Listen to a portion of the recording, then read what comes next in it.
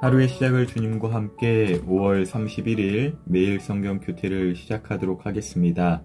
오늘 함께 읽을 성경은 잠언 16장 16절에서 33절입니다. 우리의 몸과 마음, 뜻을 다해서 함께 읽도록 하겠습니다. 지혜를 얻는 것이 금을 얻는 것보다 낫고 명철을 얻는 것이 은을 얻는 것보다 낫다. 악을 피하면 정직한 자의 길이 뚫리나니 그 길을 걷는 사람은 자기 생명을 지킨다. 교만은 파멸의 선봉장이고 거만한 마음은 넘어짐의 앞잡이다. 겸손한 자들과 함께 사는 것이 교만한 자들과 빼앗은 물건을 나누는 것보다 낫다. 가르침에 순종하는 사람은 잘되며 여호와를 신뢰하는 자는 복이 있다. 마음이 지혜로운 자는 슬기롭다 하고 사람들은 부드러운 말을 잘 듣는다. 명철한 사람은 생명샘을 가진 자이나 미련한 사람은 그 미련함 때문에 벌을 받는다. 지혜로운 자의 마음은 그의 입을 다스리고 그의 입술을 잘 가르친다. 부드러운 말은 송이꿀과 같아서 영혼에 달며 뼈를 치료한다. 어떤 길은 바르게 보일지 모르나 결국은 죽음으로 인도한다. 사람은 배가 고파야 일을 하고 허기져야 일거리를 찾는다. 불량배는 범죄를 꾀하고 그의 말은 모조리 태워버리는 불과 같다. 비뚤어진 사람은 다툼을 일으키고 남의 말을 좋아하는 사람은 친구 사이를 갈라놓는다. 사악한 사람은 자기 이웃을 꾀어서 멸망의 길로 인도한다. 눈짓하는 사람은 음모를 꾸미는 자이며 입술을 심술궂게 담은 사람은 죄를 저지른다. 백발은 영예로운 면류관이니 의로운 삶을 통해 얻는다. 노하기를 더디하는 사람은 용사보다 낫고 자기를 다스릴 줄 아는 자는 성을 정복하는 자보다 낫다. 사람이 제비를 뽑지만 그 결정은 여호와께서 하신다.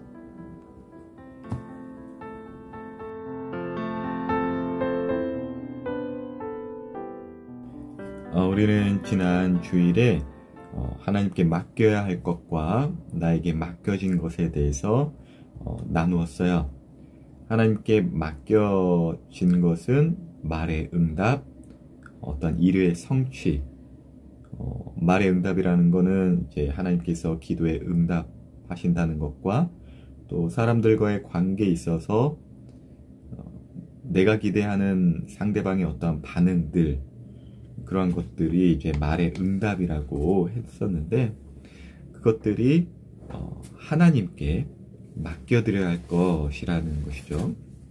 그래서 오늘도 보면 33절 본문 마지막쯤에 사람이 제비를 뽑지만 그 결정은 여호와께서 하신다라고 이렇게 다시 한번 그 어떤 일의 성취나 말의 응답이 하나님께 있다라는 것을 우리에게 가르쳐 주고 있어요.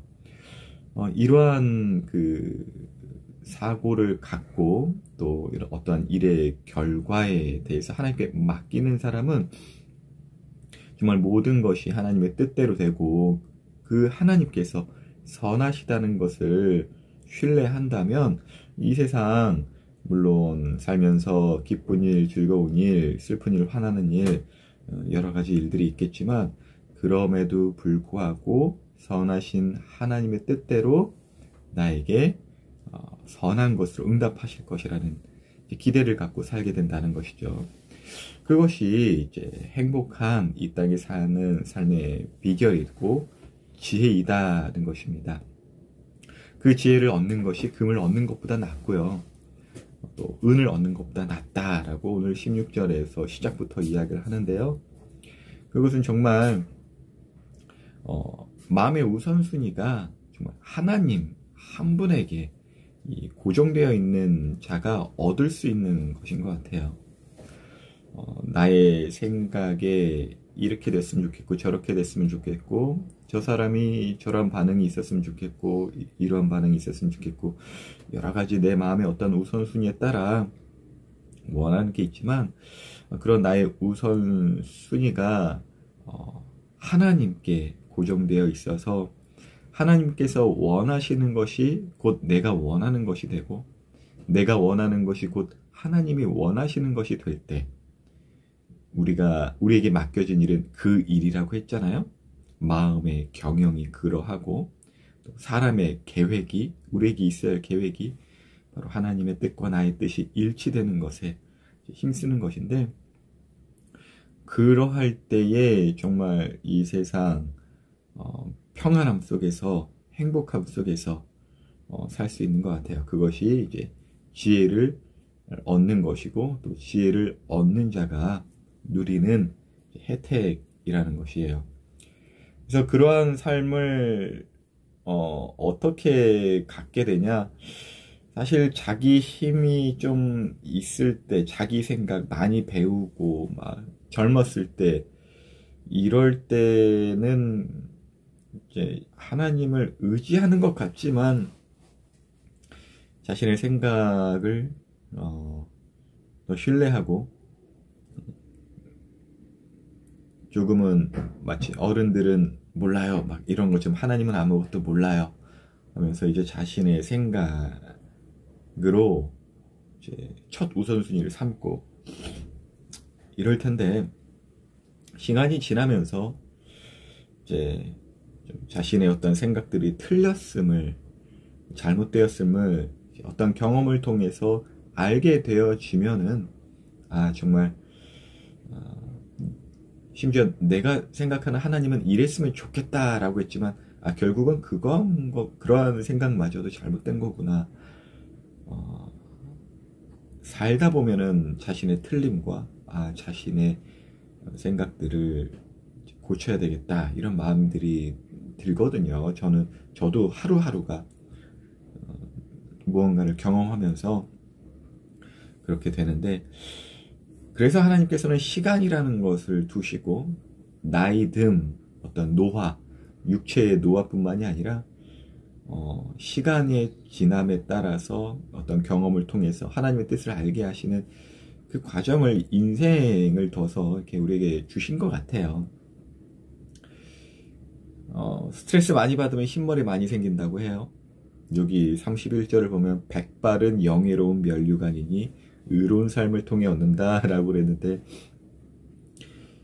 처음에는 하나님마저도 틀린 것 같고 내 마음도 다 몰라주는 것 같은 그런 어떠한 그 젊은 시절의 삶에서 점점 살다 보니까 내가 하나님의 마음을 잘 몰랐구나, 오히려 하나님은 나보다 더 잘 아셨구나. 근데 그것을 그냥 얻어지는 것이 아니라 어떠한 삶의 경험을 통해서, 또 어떠한 나 자신과의 싸움, 부대낌, 여러 가지 스트레스 속에서, 그러면서 이제 막 흰머리도 많이 생기고, 결국 이제 뭐 흰머리 자체의 이 백발은 영예로운 면류관이다, 이것을 뜻하는 건 아니지만, 그 나이듦, 사는 것, 인생 자체가 하나님께 고정되어서, 또 하나님으로 인해서 인도된 인생 자체가 의로운, 그러니까 삶이고 영예로운 면류관이라는 것이에요. 근데 사실 뭐 모든 사람이 나이가 들죠. 뭐 예수님을 믿는 사람만 뭐 머리가 하얘지나요? 다 그런데, 특별히 잠언 말씀에서 백발이 영예로운 면류관이다 라고 하는 건 뭐냐면, 나의 생각이 살다가 하나님의 뜻에 따라 바뀌어가는, 그 나이 들어가는 그 과정, 그것이 세상 사람들에게 있어서는 죽기 싫고 나이 들어서 주름 서 생겼네, 괴로운 것이 아니라, 오히려 나이 들어간다는 것이 하나님과 동행하는 인생에 있어서는 면류관처럼 받아들여진다는 것이죠. 시간을 보내는 것도 허무한 인생이 아니라, 어떤 돈을 많이 벌었기 때문에 나는 한 인생을 잘 살았어, 이렇게 뭐 세상 사람들은 생각할 수 있겠지만, 하나님을 믿는 사람은요, 내가 더욱더 예수님을 알아가고 있구나, 이것에 내 면류관에 초점이 있다라는 것이에요. 주일의 말씀과도 연결이 되죠. 어떤 삶의 방법론만을 잠언이 말을 하는 것이 아니라, 결국은 예수님을 더욱더 알아가고, 예수님을 더욱더 알아간다는 것은 하나님의 사랑을 더욱더 알아간다는 것이에요. 그것이 우리에게 있어서 영예로운 면류관이라는 것입니다.